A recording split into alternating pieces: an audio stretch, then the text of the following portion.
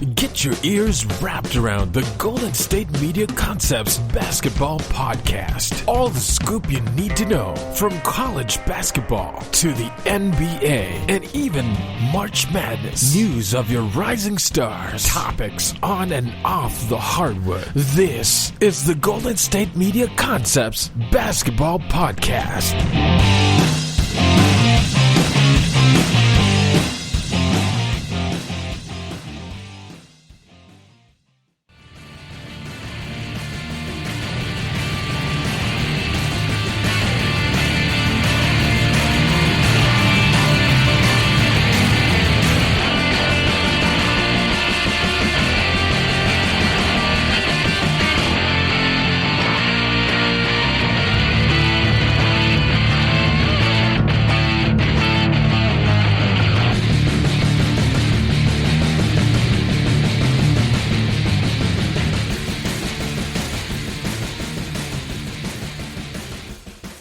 Thank you for tuning in to the GSMC Basketball Podcast, brought to you by the GSMC Podcast Network. I'm Ryan Mauser, back once again with another edition of the Basketball Podcast.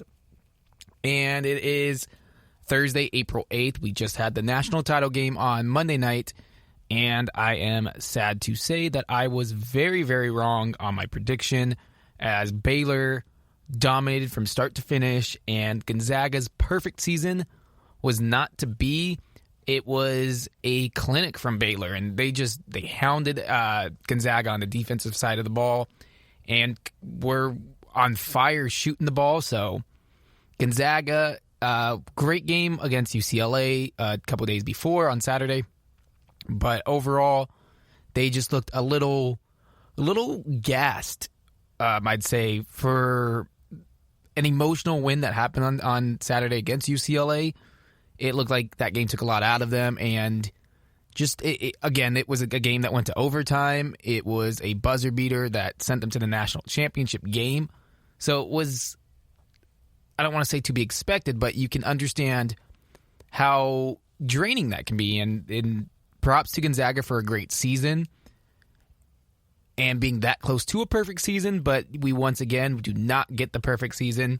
And Baylor is your national champions. Congrats to them. Who Baylor all season long also was. It was a two-team race essentially throughout the college basketball season. You had Gonzaga and you had Baylor, and those were about the clear front runners to be the top two teams from the start of the season.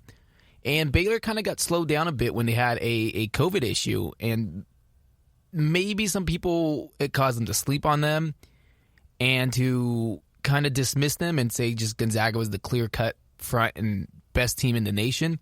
Now, I still think that Gonzaga was the best team throughout the season, but obviously in the meeting that took place in the national title game, that was not the case, as Baylor looked far superior and, again, dominated from start to finish. So congrats to Baylor Bears.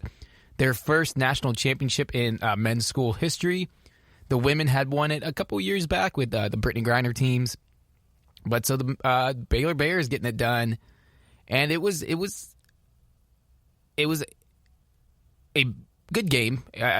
Gonzaga fought back in, and they made it a bit of a close contest at times. But overall, it was pretty dominant victory for the Bears. And you're happy to see for those guys. I mean, being able to handle the COVID issues that popped up in their program. We were supposed to have a Gonzaga and Baylor matchup in the regular season, but that got shut down because of the COVID issues in the Baylor organization. So I'm glad that we did end up getting that matchup and seeing the true winner of who was the better team and who was the best team in college basketball. So props to the Baylor Bears, and it's not unfortunate, but unfortunately, now college basketball season's over, and so for the prospects, we'll shift our focus to combine and workouts and that kind of talk as we get closer and closer now to the NBA draft for the college guys. Obviously, in the NBA, we still have ways to go until the end of the season. We're getting closer and closer each day now. More things are starting to take shape. We'll talk about some of the teams, especially out east with those top three in the Nets, the Bucks, and the Sixers, all right there at the top. And who maybe finishes off and wins the Eastern Conference. And I want to also talk about the Denver Nuggets and the fact that they might be the biggest winners of the trade deadline that just happened a couple weeks ago, as they've gone on a roll with Aaron Gordon now in tow. And so they've look like a much better team. And it's kind of looks like, okay, is this the team that we were expecting to get coming into the year? Because obviously they had that Western Conference Finals appearance last year, and then they got off to a slow start this season, but they've turned around. They're sitting in the 4 seed, so we'll touch on that. But I first wanted to start off by congratulating Baylor, admitting I was wrong, as I tend to be wrong. No, I don't want to say quite often, but I'm wrong here and there, and I'm not afraid to admit it. It happens. You can't bat 1,000. So congrats to the Baylor Bears. Gonzaga, an unbelievable season, but it just seems Gonzaga's always the bridesmaids. They can't quite win it all. Obviously, this would have been historic, being that it would have come in a perfect season, but also with all the challenges that went on for everyone, not just them, but them being able to navigate through it and accomplish a perfect season would have been something extremely special, but it was not to be. Now you got to wonder what happens next, because Jalen Suggs will probably go. I'd assume he hasn't declared it yet, but he'll go to the NBA draft. He'll be a top 3 pick. Corey Kispert, he'll leave. They'll still have Drew Timme. He'll be back after for his junior season. You'd imagine that he'd come back and try to even more boost up his draft stock for the future. But Gonzaga is going to be one of those teams, and I think that I saw them in the super early after the games preseason rankings, if you want to call them preseason rankings, which it's right after season, so it's not even preseason.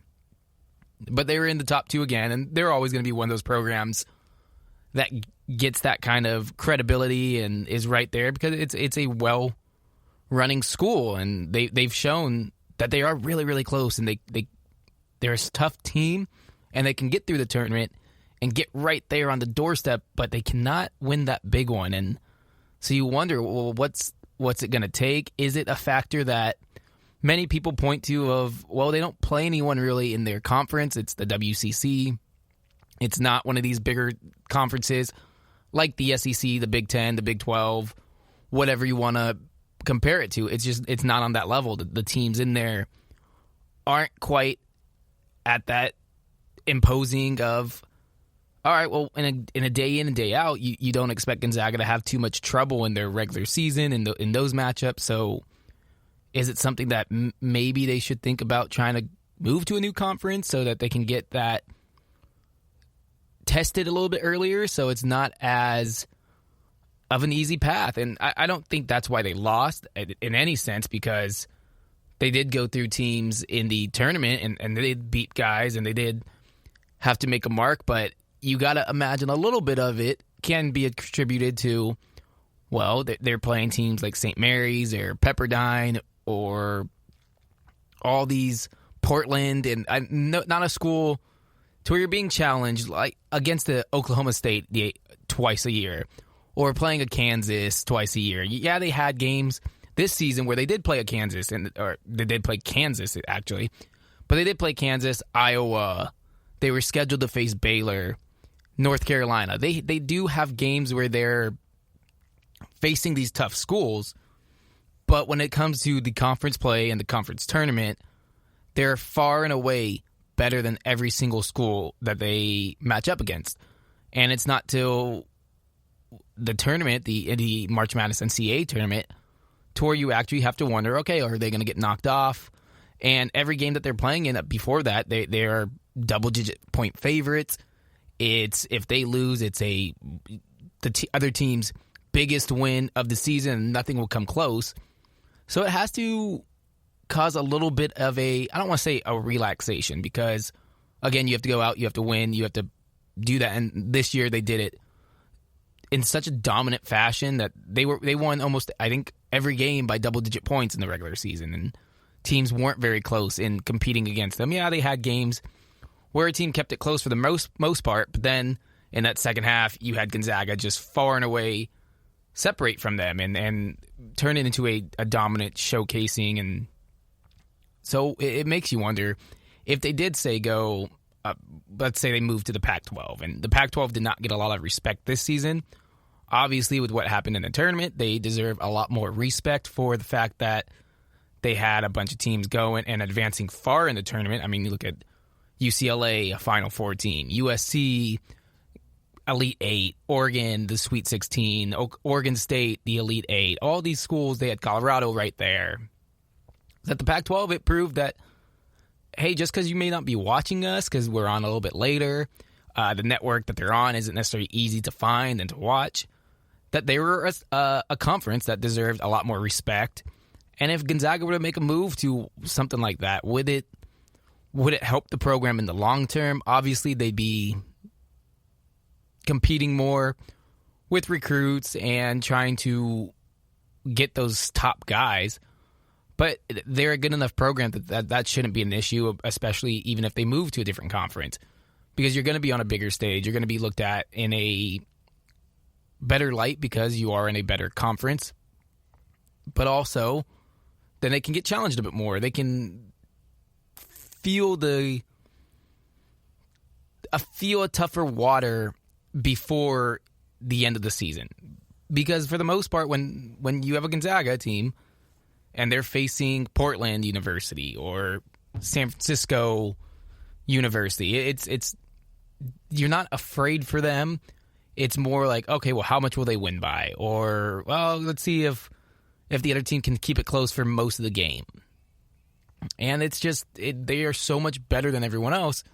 You almost do want to see them go to a new conference and a bigger, one of maybe the Power 5 conferences and say, let's play with the big boys now and see what happens. Now, maybe they don't want to do that because, hey, what they have going on works. I mean, they just got to a national title game. They're constantly in the top 25, the top 5. They're getting star players in guys like Drew Timme and Jalen Suggs to where it's like, hey, why mess with something why mess with a good thing?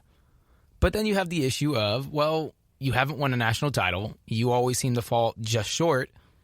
Maybe if you were tested a little bit early on, you'd have better luck, and that's tough to say and formulate an actual representation of it because there's no way to prove if they played USC early on and knew what it was in for later on. No, you can't because they dominated USC when they matched up. So who's to say that they wouldn't do that early on and it has any effect whatsoever on their season in the long run, besides making it tougher on them, which would hinder the fact that you'd think, all right, well, they probably won't go as far in the tournament or won't make it as deep.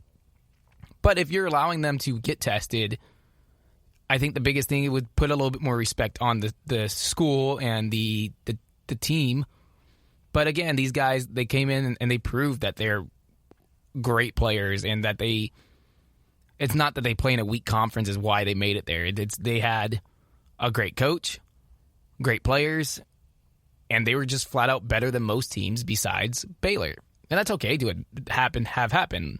Sometimes you run into a better team, and who knows, if it was let's say a 7-game series, all right, well, Baylor took game 1, and then let's say Gonzaga comes back, makes the adjustments, but that's not the way college basketball works. It's not the way the tournament works. If you match these teams up 7 times in any sense, well, they might split it every single time, or a team will be up 4-3, whatever it is for all these college schools. But you have to wonder if Gonzaga really wanted to take that next step, that next leap, would they consider moving to a new conference and testing themselves a bit? I mean, I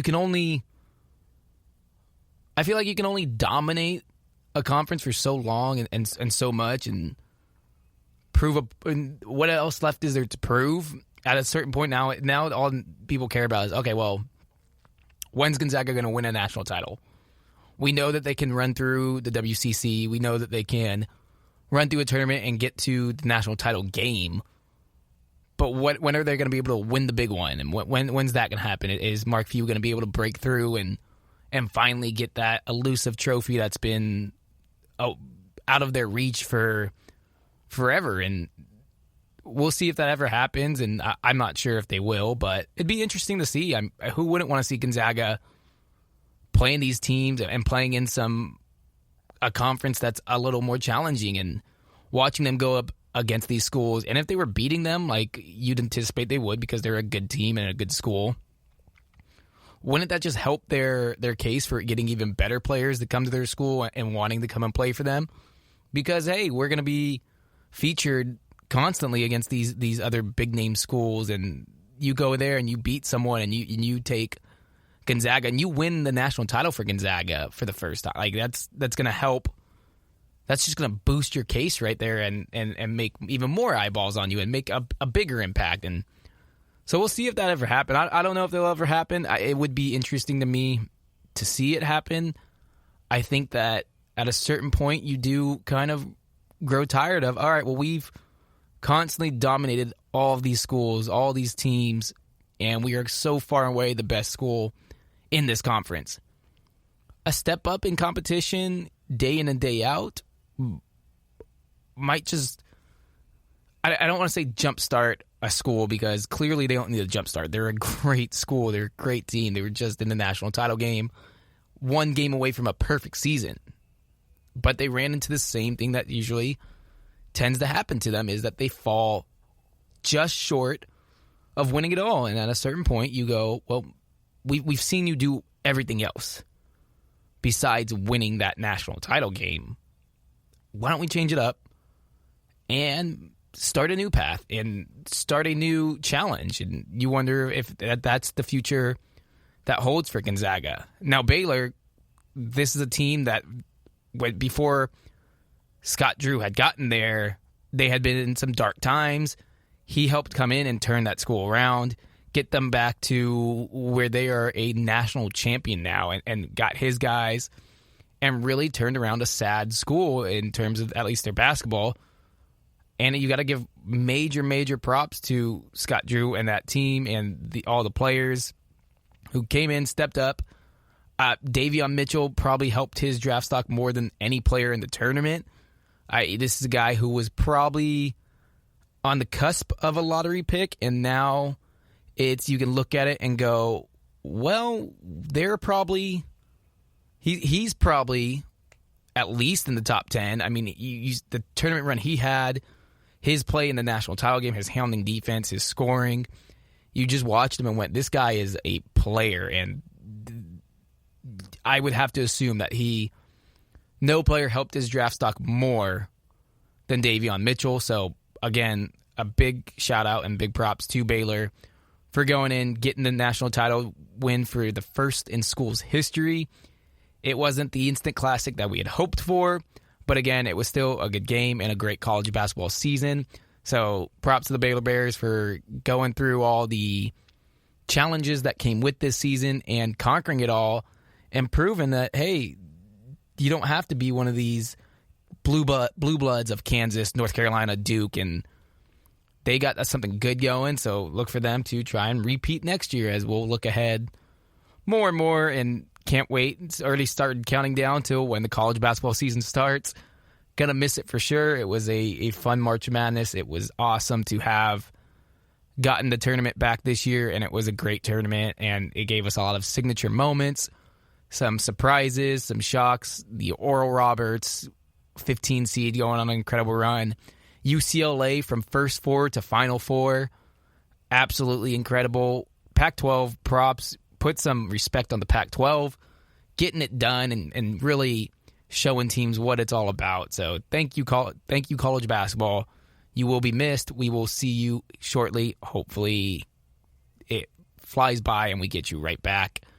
And we'll have some more studs coming in, some freshmen, some returning guys, and we'll see what happens. And all the guys who are leaving the college of basketball, let's hope for great NBA futures and just to continue to watch these great players put on a show.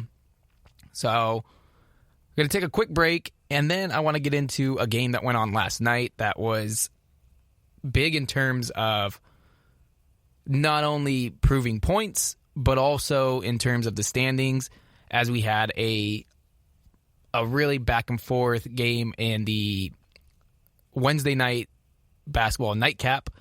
So I'll get into that Jazz versus Suns game. Do you want to talk about Denver Nuggets and Aaron Gordon, how they're really coming on hot and figuring things out, and also the East top 3 teams, who's in better shape right now, and what to expect for the rest of the way out, and who's going to be the number 1 seed. So stay right there. As always, thank you for listening, hanging around. Go give us a follow, a like, a retweet at GSMC_basketball. Always appreciate it. Like, share with whoever, subscribe. It's very much appreciated. So we'll stay right there. We'll be right back. It is the GSMC Basketball Podcast, brought to you by the GSMC Podcast Network. Stay right there. We'll be right back.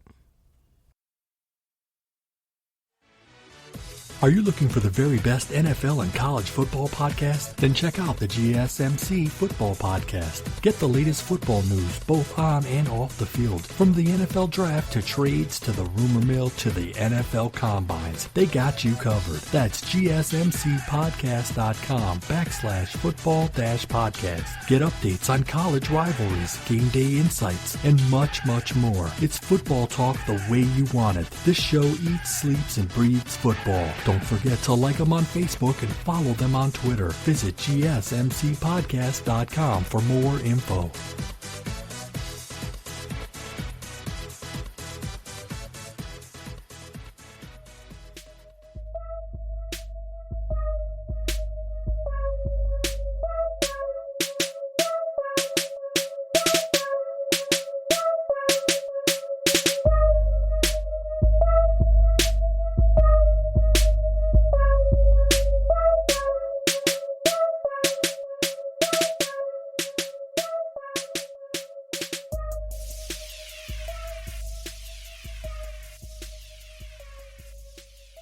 Welcome back to the GSMC Basketball Podcast, brought to you by the GSMC Podcast Network. Again, congratulations to the Baylor Bears winning their first national championship in school history and preventing Gonzaga from doing the same thing and winning a perfect season. So we'll see what happens next and see what happens for the Zags going forward now, and what's next for them, and where do they go from here? Because we've seen them get there but not finish it off. So what do they have to do to win it all now? And that's the last question for them. Is we've seen you get this close. Now you got to see if they can win it all and see what Mark Few can do. Again, it's not going to impact his legacy whatsoever. Great coach, great job at that school and with those guys, and props to all those guys for a great season. And that we will always have the Jalen Suggs buzzer beater. It just will look a little bit different now because they did not win the national championship. And you hate to say that, and you don't want to take anything away because it was a great moment and a great game and accomplishment and tremendous feat. But not winning it all impacts it just a little bit because it's a great moment, but it could have been the moment that catapulted them to a title victory. So unfortunately, but again, Jalen Suggs still tremendous play, game of the year, and it was an incredible shot and finish that we'll never forget. So props, and hopefully has a great and bright NBA future. Speaking of the NBA, last night was a big matchup between two heavyweights. And it's a little bit weird saying heavyweights with these two teams, as the Jazz and the Suns, the two top seeds in the West, battled on the ESPN's NBA Wednesday night basketball. And it was a game that was, for the first half, dominated by the Suns. I think they were up 11 at halftime. And then the Jazz exploded in the third quarter. I think they had 40 points in the quarter, which was about the equivalent of what they had in the first half combined. And so we ended up going to overtime, and the Suns held on for the victory and moved 1.5 games back of the Jazz for first in the West, as well as for that top record in the NBA. And last night's matchup is one of those where you watched it and you were wondering, okay, are these both teams for real title contenders? Are these the teams to beat in the West? Should they be the two teams to beat in the West? You would still probably lean a healthy Lakers squad because, granted, they are the defending champions. When healthy, LeBron James, Anthony Davis, adding Andre Drummond, big moves, tough team, and you know that LeBron James teams are always going to be tough outs in the playoffs. It's the way it is. But let's start with the Jazz, who I've been critical about them and have been hesitant to say they're a true title contender. You can probably toss that out the window and say, yeah, they're true title contenders. Should they be the favorites? I don't think they should be the favorites still, because again, I want to see it be done in the playoffs. Regular season, it's a great accomplishment, especially being a 1 seed or winning the West or having the best record in the NBA.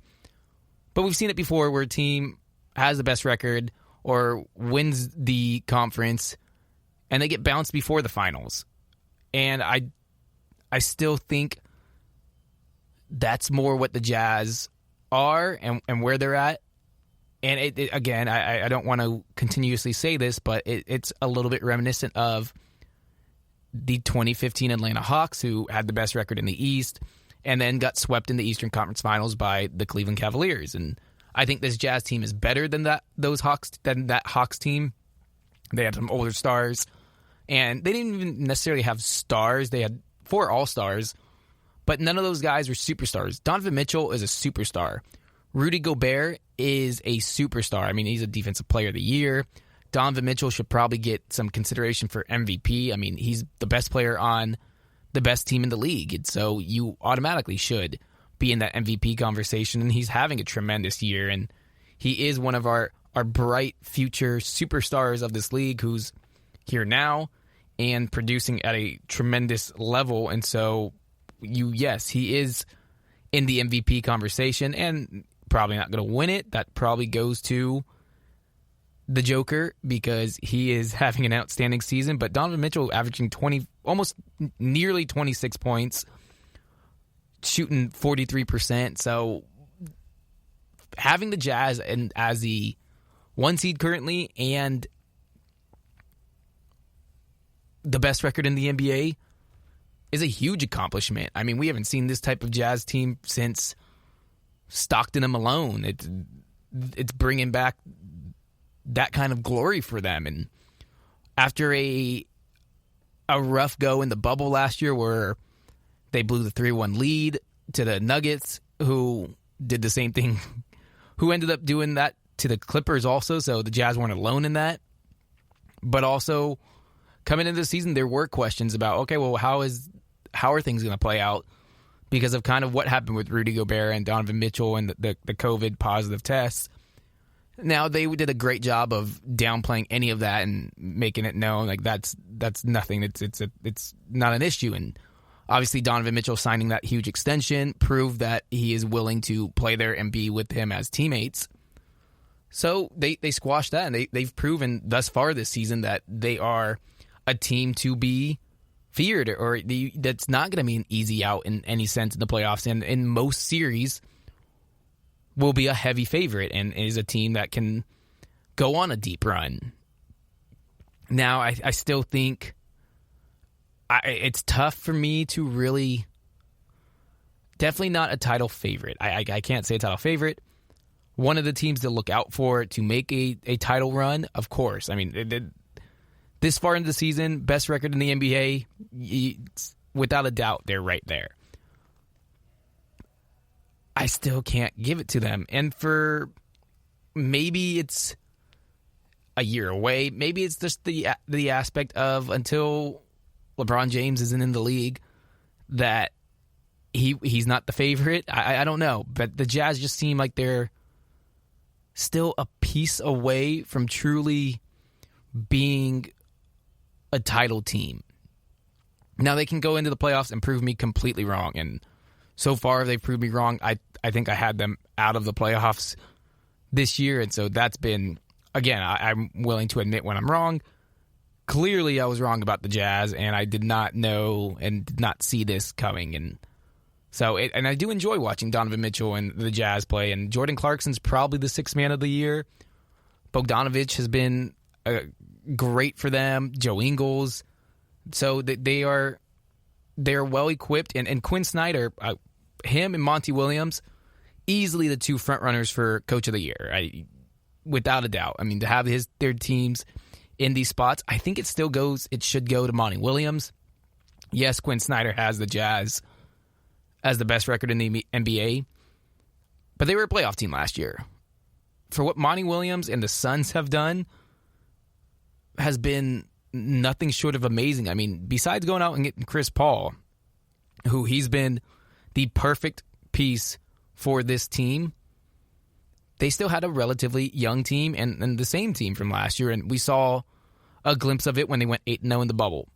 And people thought, okay, well, that's nice. It's the bubble and 8 games. That doesn't mean a lot. But it seems that those 8 games really put something in their heads and unlocked, okay, this is the true potential that they can have.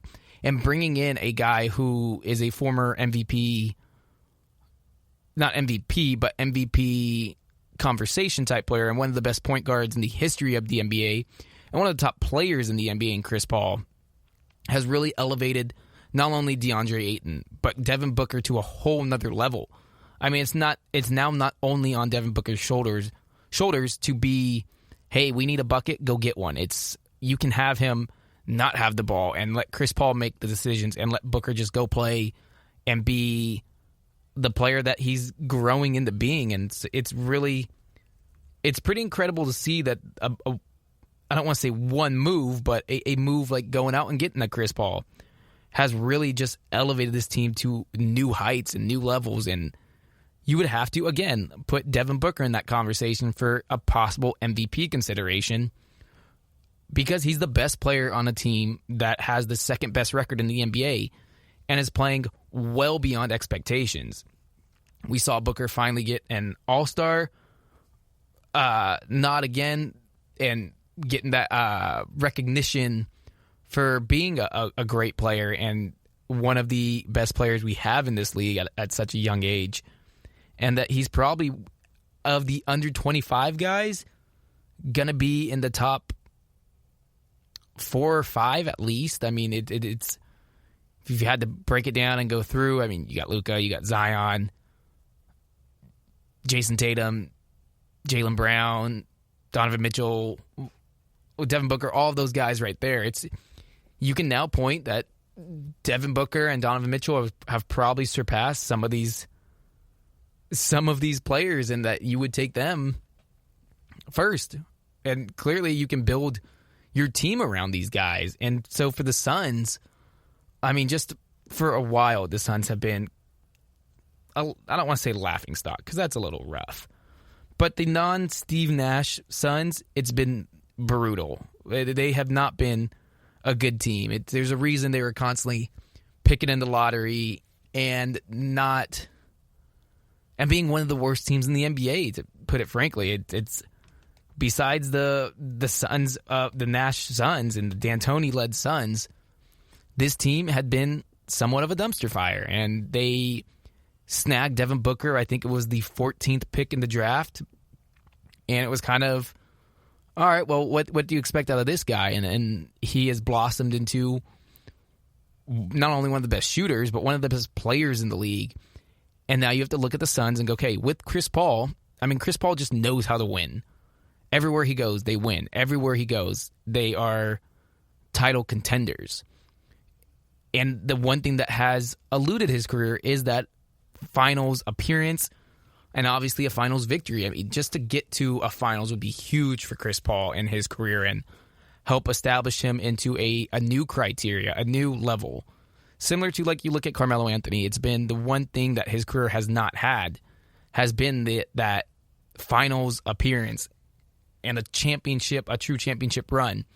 We saw with the Rockets, they were so close and they were on the verge. And you can argue with people in Houston And you'll get people in the Bay Area all saying, no, it doesn't matter. But if Chris Paul doesn't hurt his hamstring and miss the rest of the series against Golden State, Houston might be NBA champions, and they might have gone to the NBA Finals. Now, you can say what you want. Houston ends up missing 27 straight threes, and the Warriors win the series and win the NBA title, and the story is there, and that's the end of it. But Houston was the only team that really gave the Warriors dynasty the KD Warriors dynasty, a true challenge, and really went toe-to-toe with them. And part of it was bringing in a guy like Chris Paul and pairing him with James Harden and giving that boost to the team. And you've seen him do the same thing with the Suns. I mean, he's gotten here, and he's elevated everyone's play. I mean, DeAndre Ayton was looked at, I don't want to say he was looked at as a bust, but there were questions about him. Obviously, Ayton was taken before Luka Doncic, and it was not a great move in the long run, but he's turned himself into a really, really good player, and you have to credit Chris Paul for that, being the veteran he is and being the point guard that he is, that he knows what to tell these guys. He knows how to be the leader. He knows when he's out there on the floor how to get these guys in their best spots and get them the ball in the best chances for them to succeed. And so for Chris Paul, it's nice to see, and you're hopeful for him. I root for Chris Paul. I want to see him make a finals.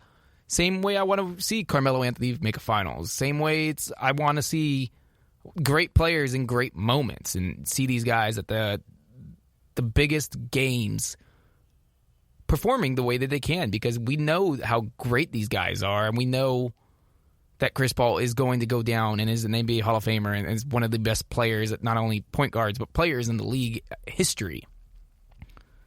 And it's a shame that he has not been able to get to an NBA Finals. We saw those Clippers teams get somewhat close, and then the Rockets being right there. And you look and you go, okay, do the Suns really have a chance at making a title? I think that the Suns are early. I don't think it's this year, and I don't know how much longer they can be there with Chris Paul, but you're seeing all these guys around him, and they're young, they're talented, they're hungry, and they got a young core and a bright future. And it's going to be interesting to see, are they're just a smidge early, and it's a great season and great improvements building off of that 8-0 run in the bubble, or are they a legitimate, hey, we're not early, we're right on time, and we're ready to win and make a deep playoff run and get to the West. Just making it to the Western Conference Finals for the Suns would be a huge accomplishment and would be something tremendous to build on. But Chris Paul doesn't want to just get to the Western Conference Finals. He's been there. He's done that. He wants to make an NBA Finals, and that's why when he left the Thunder and they traded him to the Suns, it was, you looked at it and went, that could be a really great pairing, and he could elevate all these guys. Or was it, why'd he send him to the Suns? Send him somewhere where he can actually win the title or be competing for a title. And they've proven as a team that him going to the Suns has been just the secret ingredient that they needed to unlock all their young talent and to really make a push for a title run, and that they can just continue to grow with one another, and eventually Chris Paul can pass the true mantle over to Devin Booker and the Suns. But I think maybe a year early. Next year they're truly a title contender, but at the same time, I guess it's all reliant on, is Chris Paul healthy? Because when Chris Paul's healthy, teams that he's on are legitimate threats and legitimate teams to look out for of being NBA champions. And the injuries have cost them and cost him dearly in the 17 Western Conference Finals, to where they were one game away from going to the finals, and he was finally going to break through, and the hamstring happened, and he missed the next 2 games, and you saw his frustration sitting on the bench in those games. As badly as he wanted to be out there, it killed him to watch his team lose those last 2 games and be eliminated and really kind of spelled the end of the Rockets as they weren't the same, and they ended up breaking up, and it was a rough exit for him and James Harden, and they went their separate ways. But now you look at it, it's a different situation where he's at with the Suns, where you have all these young guys who are hungry and wanting to make that next step because they've never been in the playoffs. They just want a playoff taste. And having it be to where they're this dominant team and extremely talented and winning in overtime against the Jazz after somewhat blowing a lead and then taking it to the best team in the NBA and getting that win was a huge, huge boost for them and should only help them in the going forward for the rest of the season.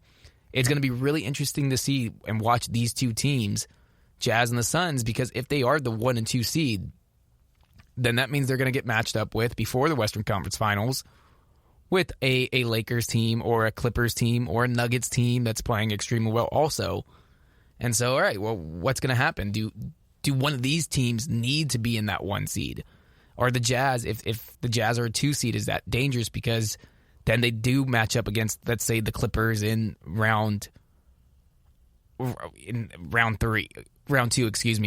it's, all right, well, that was sooner than you wanted to. Or if you're the 1 seed, it's, all right, well, you only have to go through one of those teams. You don't have to go through both of them. And for the Suns, it's, all right, is it really you're here just a smidge early, or are you right on time and ready to take that next jump? And so, again, it was a great game last night as I'm recording this on Thursday, April 8th. And we'll see what goes on next, and we'll see. It's going to be a fun finish, especially for those two teams. But just props to Monty Williams and Quinn Snyder for just having their teams in this position. And really, it's nice to see some changes up top. We usually have the same dominant teams in the 1 and 2 seeds, but having the Jazz and the Suns this late in the season it's been a long, long time. So I'm excited to see how it plays out the rest of the way. I'm going to take a quick break, and when we get back, I want to focus on the East now and their top 3 teams. The Nets, the Sixers, and the Bucks, all within 3 games of each other in different ways. And so I want to see who really does need that number 1 seed, who should be looked at as the top dog or the top favorite, and what's going to happen the rest of the way. So stick right here. We'll be right back and take a quick break. It is the GSMC Basketball Podcast, brought to you by the GSMC Podcast Network. Check out the show that's built on the MMA, from the UFC to extreme cage fighting. They got the fights covered. Check out the GSMC MMA podcast. Get the latest news on past or upcoming fights. Join us as we talk to and about some of the biggest names in the MMA, past, present, and future. When it's the fight game, there's just one show to check out. GSMCpodcast.com/MMA-podcast. Don't forget to like them on Facebook and follow them on Twitter. Visit GSMCpodcast.com for more info.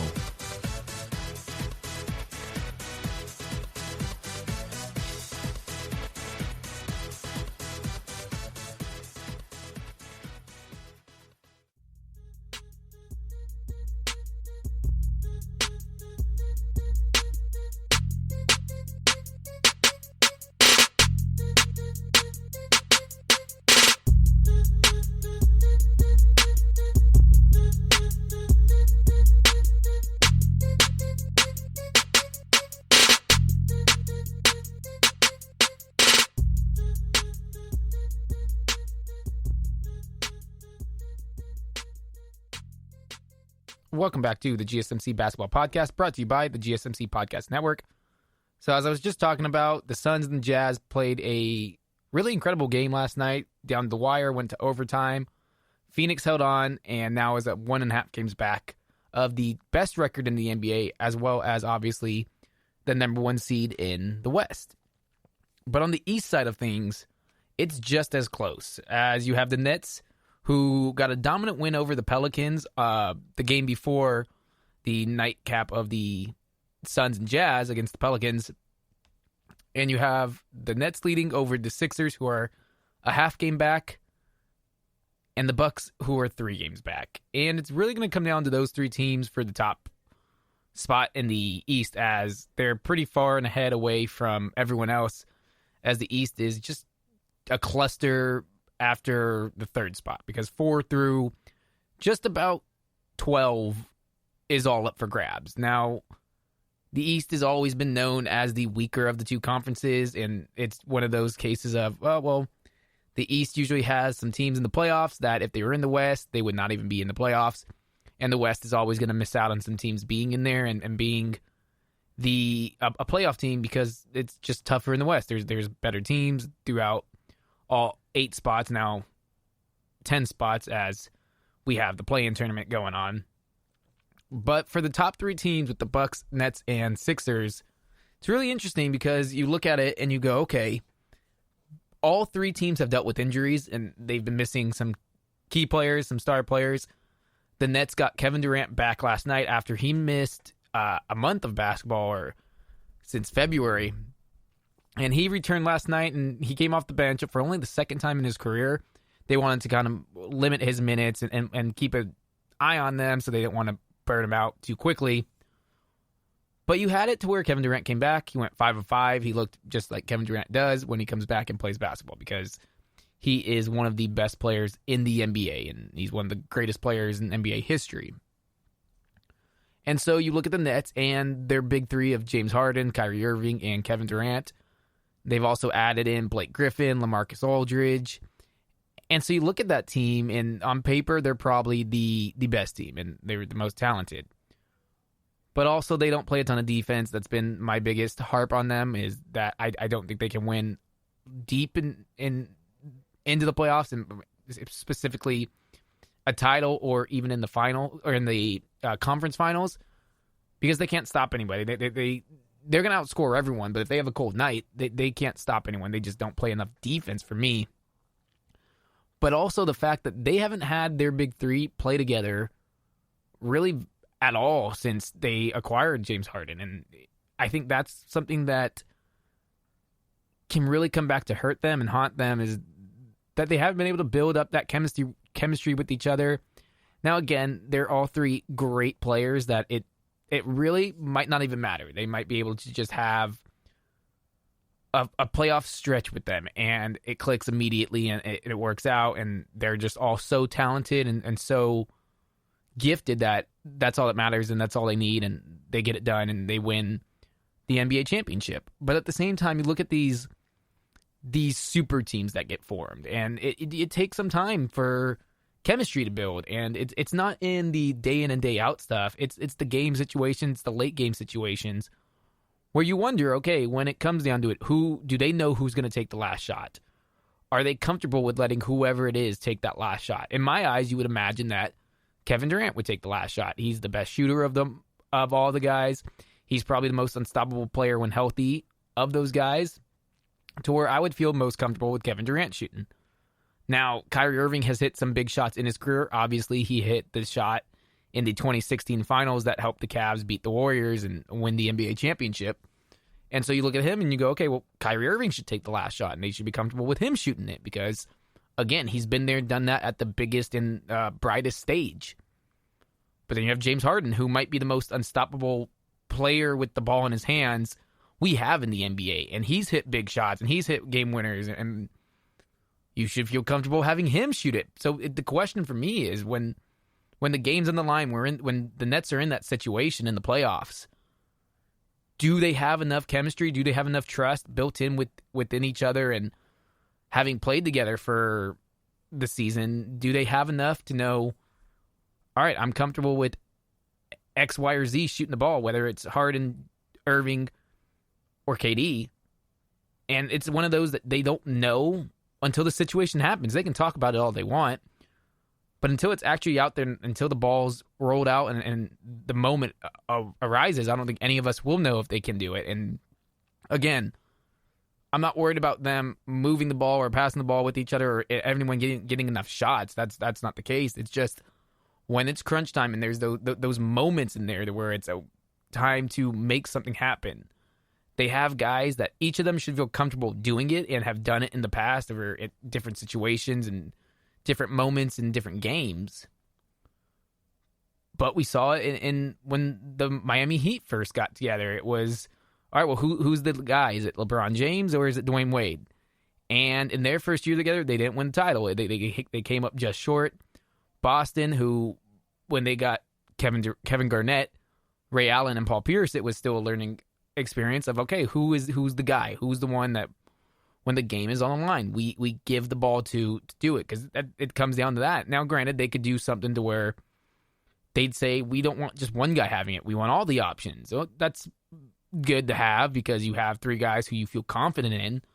But at a certain point, you want to look to one of them and say, go make the move with 10 seconds left. Go get that basket. Go take that shot. And if the other guys are hesitant and they want that, then I think that's an issue that could pop up. Now, granted, again, they are great players and they will make it work and figure it out. My only thing is, have they had enough time together to kind of figure that out and get comfortable where whoever it is takes the shot, they can live with that and move on with that. And so for the Nets, it's just I want to see more time with those guys together and getting some opportunities to play with each other, because it hasn't come out and it hasn't happened yet, because at different points they've had injuries, and James Harden's missed some time and he's still missing time. KD's missed time, Kyrie's missed time, and they have all these pieces and they formed this team, but those pieces haven't been able to play together.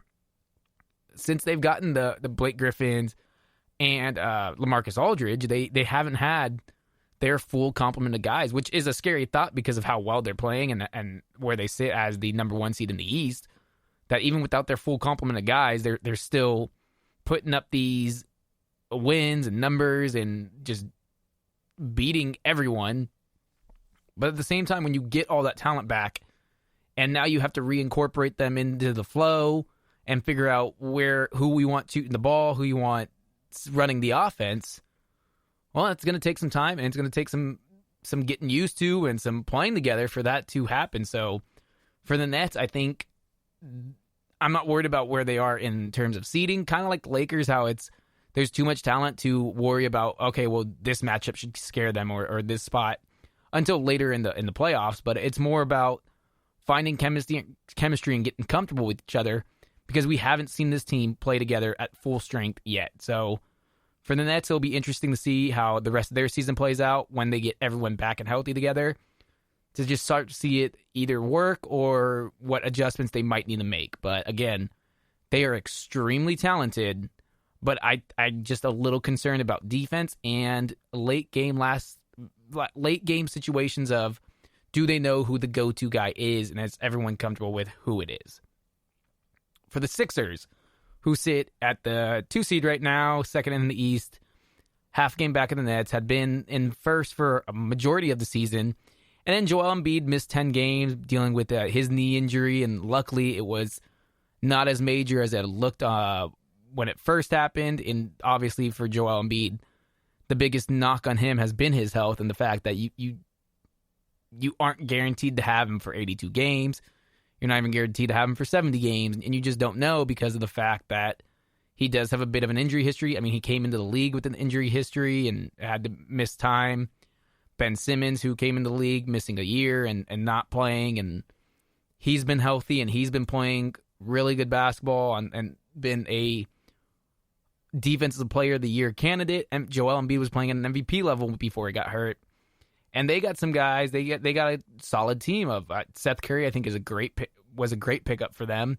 Has been a elite shooter, and it's the Curry family. They can shoot the ball pretty well, I'd say. Tobias Harris has really seemed comfortable in his role and has stepped up into the absence of Joel Embiid and has played well. And so you got to look at that team and you go, okay, they have the one thing that I don't think the Nets can stop, which is a dominant big man. Because if you're the Nets, like, DeAndre Jordan's not at that level where he can hang with Joel Embiid. It's not the DeAndre of old that was in the running for Defensive Player of the Year. It's not that guy.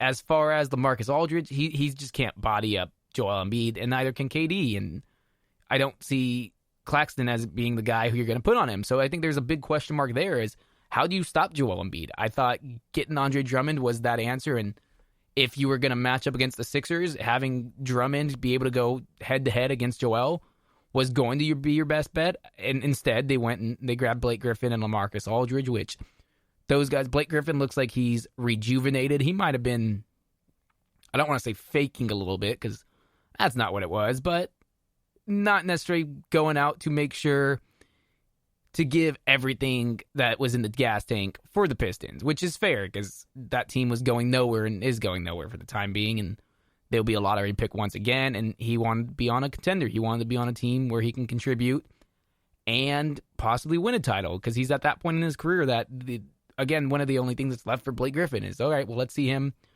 be a part of a playoff team or a championship level team, and the Pistons obviously were not that. He wasn't thrilled when he got sent there from LA. It was kind of he re-signed with the Clippers, and they sent him to Detroit, and so he's come back. He hadn't dunked in 2 years, and then now since he's been on the Nets, he's had 4 dunks already. He had a big dunk last night, which was one of the big slams, and brought back the old Blake Griffin. And so you see he's feeling good, he's feeling healthy, and he's feeling confident with his team, and he kind of fits the role to where he's not looked at as, hey, we need you to go give us 20 and 15 every night or 30 and 10. It's, hey, we need you to go get a basket here and there, cut, get some dunks, just be a player on this team and not be the star. And so that's really helped him. And for LaMarcus Aldridge, same kind of thing that, hey, we're not asking you to carry the load. That's not it. It's be a part of this team. But again, neither of those guys are going to help you when it comes to Joel Embiid.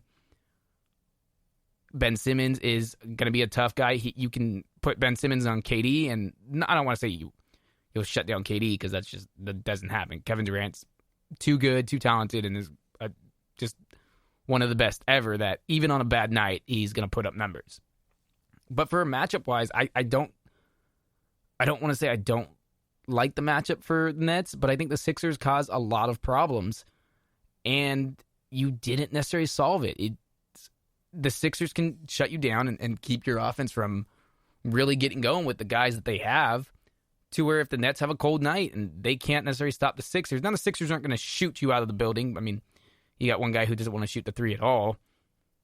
But you look at it and you go, okay, if they're feeding Joel, if he's dominating inside and just taking it to LaMarcus, Blake Griffin, DeAndre Jordan, and you have those other guys, I think there's a lot of problems that the Sixers could take advantage of. And, Doc Rivers really wants to win, obviously. I mean, after what happened last year with the Clippers and him getting fired and moving on, it'd be an interesting matchup. And so the Sixers, who survived the time without Joel Embiid and stayed afloat and didn't cave to, okay, well, you're missing your best player, you're missing your MVP candidate, it's a perfect excuse to kind of drop off and fall a bit. But no, they hung in there. They're sitting in that 2 seed, only a half a game back of the Nets. So it's all right. They're still there. And then you have the Milwaukee Bucks, who they're missing Giannis. He's out for the 3rd straight game tonight as they take on the Mavs. But they've had other guys. Drew Holiday just got extended, so they gave him the big contract. And yeah, they had a tough loss against the Warriors, and the Warriors, a scrappy team that one night will look like they can beat a top 3 team, and the next they lose by 60 to the Raptors. And so they've been so up and down. But it was really a game where the Bucks had control for a while, and it seemed like they were missing their star player and missing their guy who you give the ball to and he'll drive in and shut it down and stop all the momentum on the other side and get you a big block on the defensive side of the ball. And for the Bucks, again, it goes to, there's only one goal for this team now, and it's win a title. Similar to Gonzaga, we've seen you get to this point. We've seen you get to that one level. Now we need you to break through. You have too good of players. You have too good of a team that you really need them to punch through and take that next step. And adding Drew Holiday this offseason to pair with Giannis and Chris Middleton creates another shooter, another ball handler, another playmaker who can go get you a bucket. But also, Drew Holiday is one of the best defenders in the NBA. So you can stick him on any of the guys. You stick him on Harden. There you go. You're taking his creativity away a bit. You put him on Kyrie Irving. He can kind of slow him down. And you can throw Giannis on Kevin Durant. Now for the Sixers, you throw Drew Holiday on Ben Simmons, and you take away his driving ability. You take away maybe some of his playmaking. Allows Giannis on Tobias or Middleton on Tobias, and maybe you have... And then they will obviously put Brook Lopez on Joel Embiid. And so there's a lot of interesting matchups for these 3 teams, because at the end of the day, it's going to be between these 3 to represent the East. Now, for one of them, luckily, it will only take facing one of the three. For two of them, they're going to have to go through two of each other. So if the Nets finish with that 1 seed, well, the Sixers and Bucks are going to have to go through each other and then take on the Nets. You really want to win that 1 seed. It's very important because, like in the West, where I was saying that the Jazz don't want to have to go through both the Clippers and the Lakers, it'd be better not to have to do that, or go through both the Nuggets and the Lakers. You want to only go see one of them, and you want that to be in the conference finals. If the Nets go and win the 1 seed, then they only have to face either the Sixers or the Bucks. It's either or. It's not both. How tough is that if you're the Nets and you drop to the 2 seed, and now you have to kind of figure out how you're going to get things going and who's going to be the guy and who's going to do that, and you have to do that against the Bucks. When you win that series, and the next series you go to is against the Sixers, and now you have to go, all right, well, now we have to go figure out this one, and as opposed to, hey, we are waiting and let those two juggernauts battle it out, maybe beat each other up a bit, and then we'll take over the scraps and take over the leftovers. Because these guys are clearly better than all the other teams in the East, and it's not going to be close, really. I don't see anyone giving them a run for their money. I don't see anyone kind of giving them a scare, besides these 3 teams going against each other. So the one that gets the 1 seed is in such a better position because they wouldn't have to have gone against the other one, the other 2, and you might get matched up against the Hawks or the Celtics, who have struggled, or the Hornets, who okay. For the Hawks and the Hornets, good stories. Great to see them actually playing well and in a playoff position, but you're not taking them serious at all in terms of threatening you to knock you out in the series. As opposed to the teams that finish in the 2nd seed and the 3rd seed, well, you're going to have to really, really fight in these playoffs because you're going to get matched up against one of these guys, and you're going to face them in the Eastern semis, and it's going to be a battle of a series. And then once you get to the conference finals, then you're facing the big threat, the 1 seed, whoever it is that finishes first there.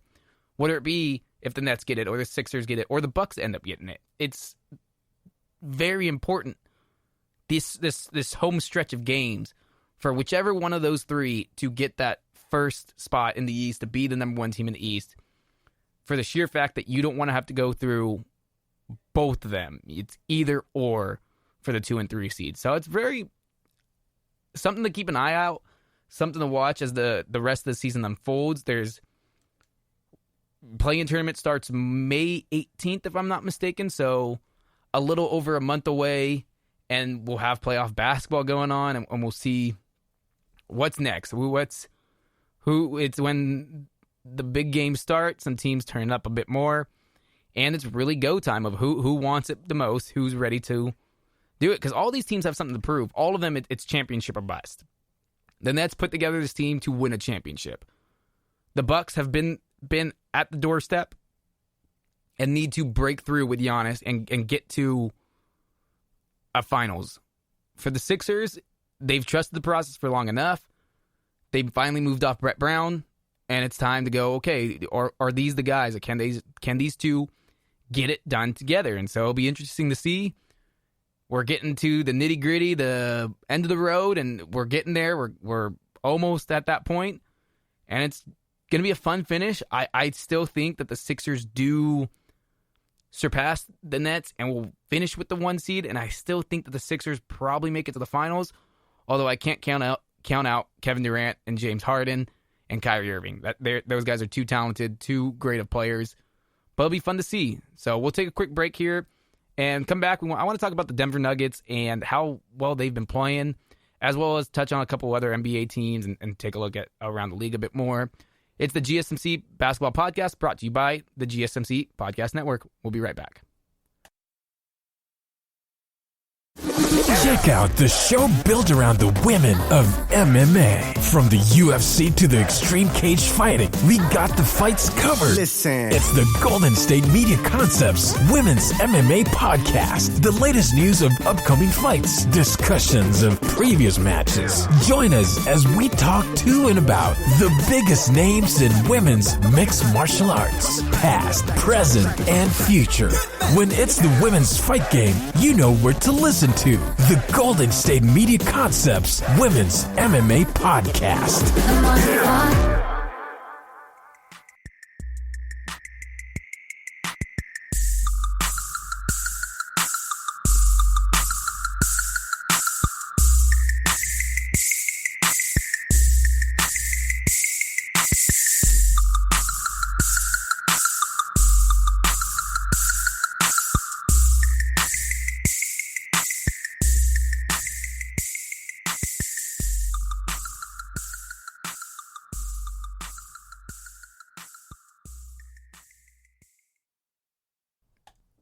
Welcome back to the GSMC Basketball Podcast, brought to you by the GSMC Podcast Network.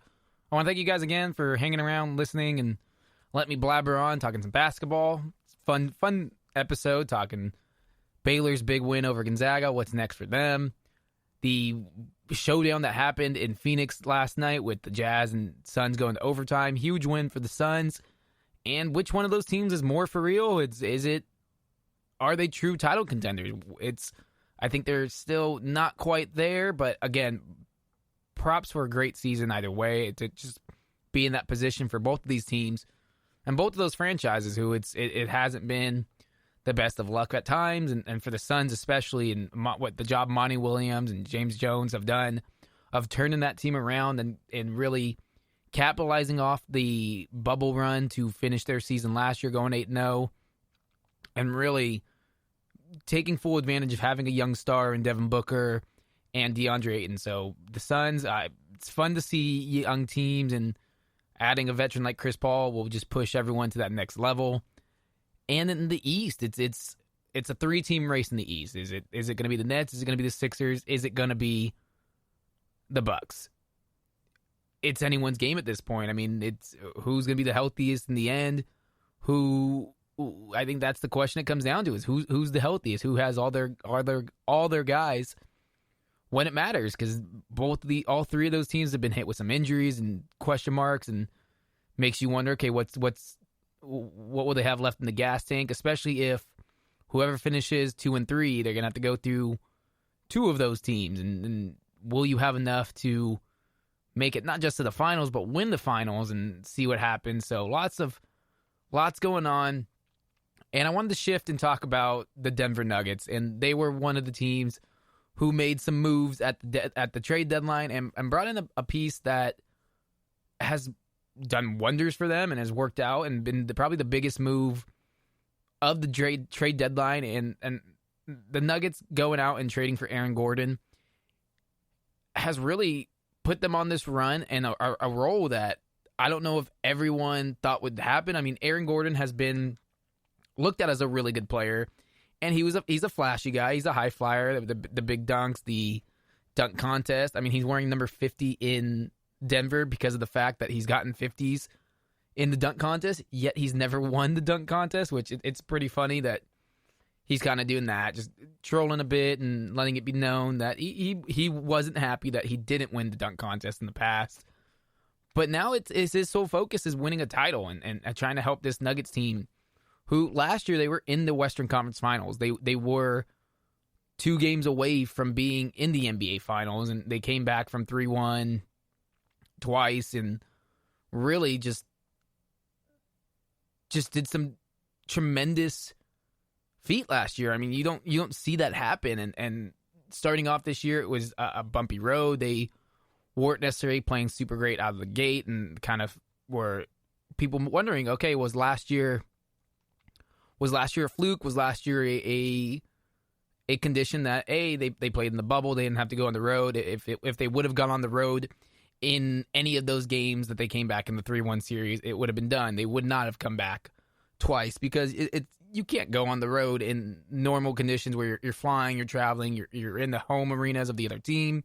The fans are going wild. And the bubble situation was, hey, just win 3 games. You win 3 games. That's all you have to do. And now what they did was phenomenal. I mean, Jamal Murray's run was something spectacular, and it made you think, okay, is this the Jamal that we've been waiting to see? Is this the guy who's truly a superstar point guard in the league? I mean, we have so many good point guards in this league that sometimes he gets forgotten.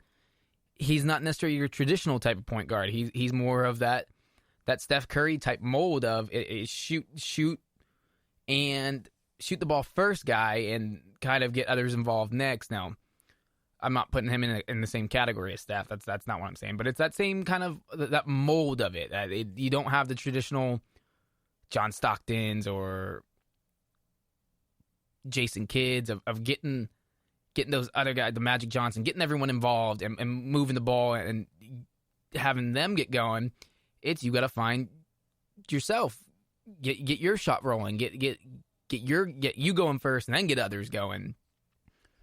And so it was a tough start for Jamal this year. He wasn't necessarily playing the same way, and especially with the last thing we saw from him was the bubble performance and just scorching hot.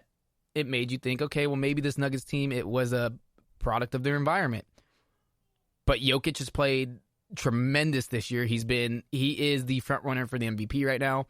And you could even say that even when Joel Embiid and LeBron James were healthy and they were still playing, that he should have been probably or possibly the MVP frontrunner. And when those guys went down, it only solidified his spot as the top guy. And he's now the betting favorite to win the MVP, which rightfully so. I mean, if he deserves it. He's one of in my eyes, he's the best center in the NBA, and he's one of the best players in the NBA. He's a top 5 guy. He can do so much. And with having Aaron Gordon now, it helps because he doesn't have to do as much on the defensive side, and he's not shutting down the lane. You're allowing Aaron Gordon to kind of do that a bit more, taking some of the pressure off him. Michael Porter Jr. has really been helped probably the most with Aaron Gordon there, and he's not having to be a defensive liability now. They have a better defender out there with him at all times. They've gone 4-0 since Aaron Gordon's been there, and Gordon just provides... him and Jokic together is scary because Gordon will cut all he wants, and Jokic can find any guy with his passing ability. Jokic is the best passing big man. He's one of the best passers in the NBA, not just as for a big man. And so having Aaron Gordon, who's going to cut and slash the basket, is going to open up lanes for all these guys and open up shots because teams are going to have to focus in on Aaron Gordon driving to the basket. And it opens up wide open shot for Michael Porter Jr. or Jamal Murray or Will Barton, whoever it is. It's just going to only elevate this team. And going out and getting and being aggressive and trading away Gary Harris and RJ Hampton and a first and making sure, hey, we're bringing in a guy who we think that there's a lot of potential there.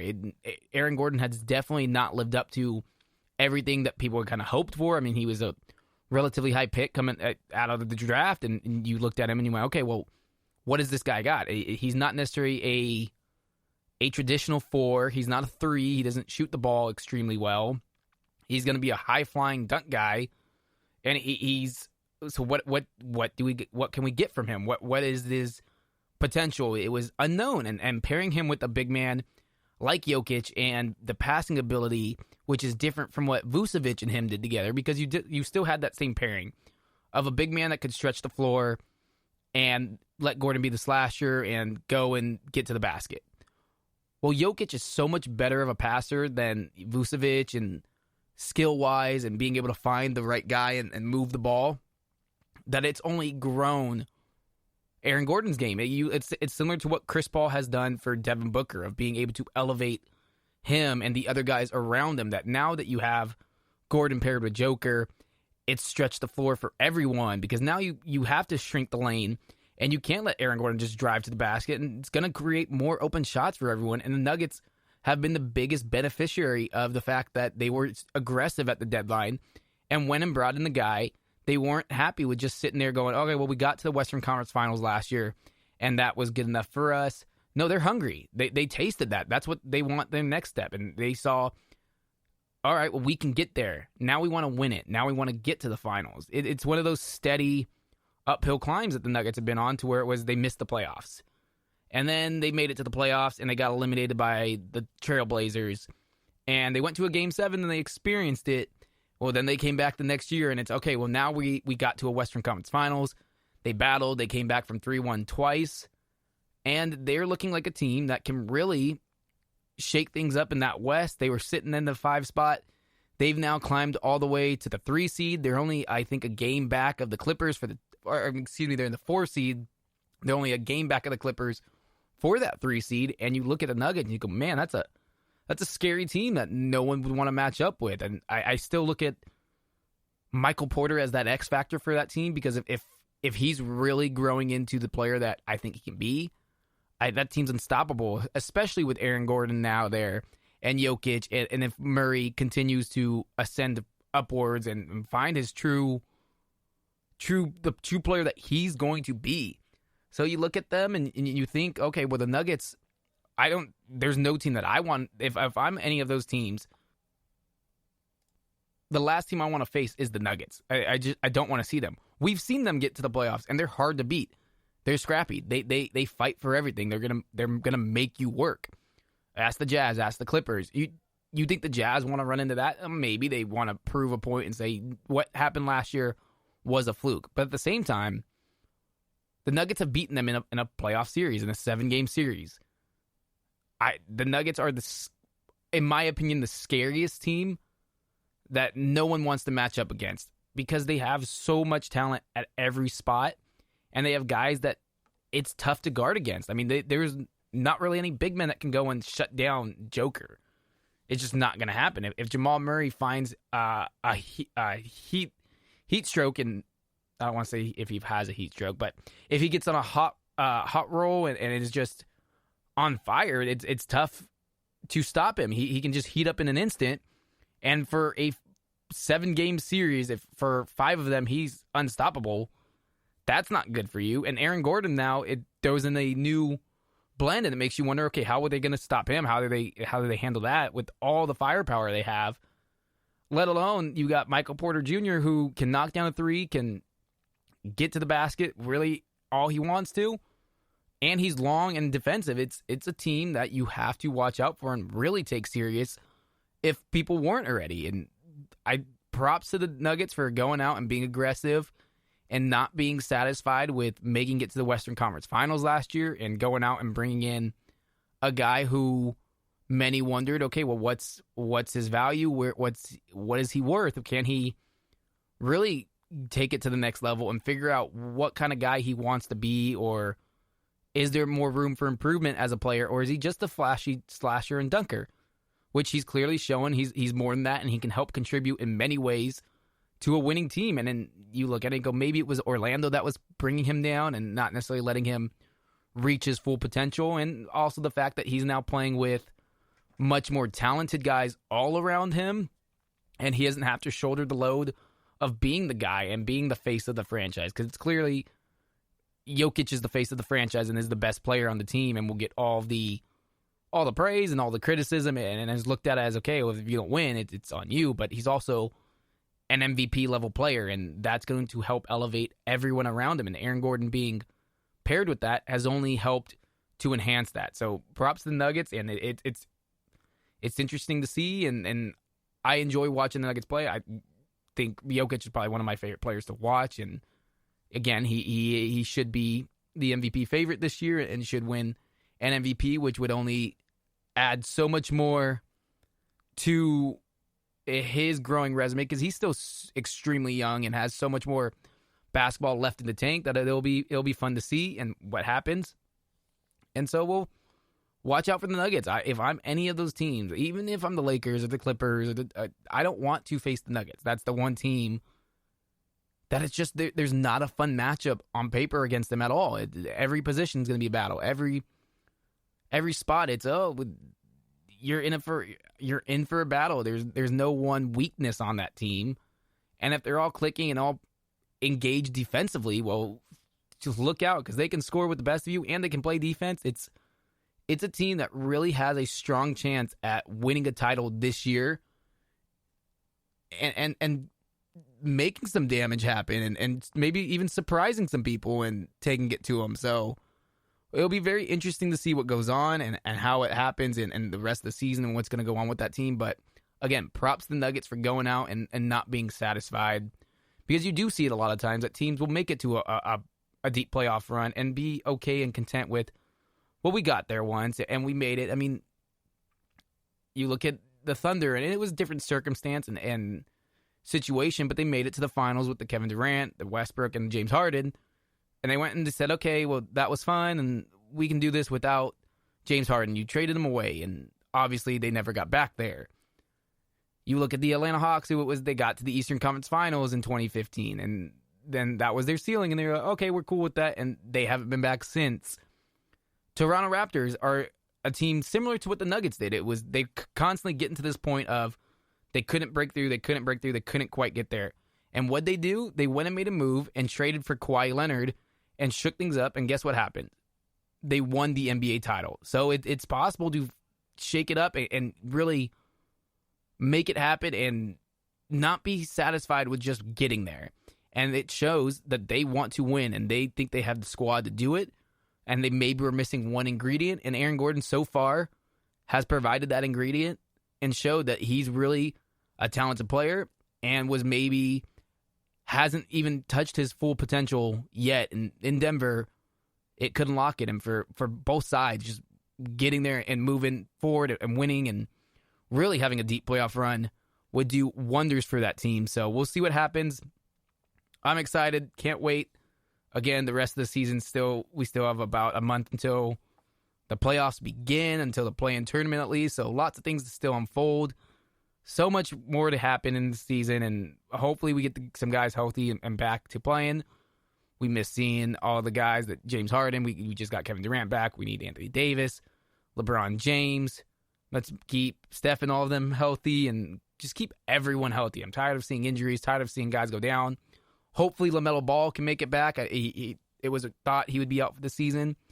He maybe not. The Rookie of the Year race is heating up, and especially with LaMelo out now, is Anthony Edwards going to take that claim and be that guy? Tyrese Halliburton it's been a really, really fun year, and it's nice. We're starting to get more fans back at every stadium. I know the Lakers just announced that they'll have fans here shortly. The Warriors announced today, April 23rd, they'll have fans at Chase Center. So it's good to have, just in time as we're getting closer to the playoffs, every team will start to have fans and bring back that energy at the stadiums, because as great as the bubble was last year, the fans were definitely missed, and not having that part of the environment was a downer for what was a really good playoffs last year. So let's hope, let's see, and have a great rest of the season, and I can't wait to see how it all unfolds. And so I want to thank you guys for hanging around and listening and letting me rant.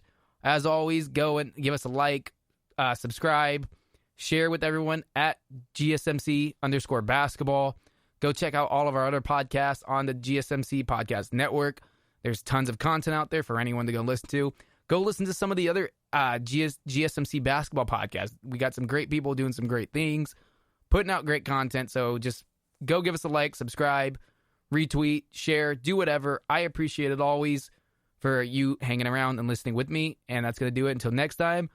So let's just keep enjoying some basketball and have a great weekend, everyone. I'll talk to you later. Bye-bye.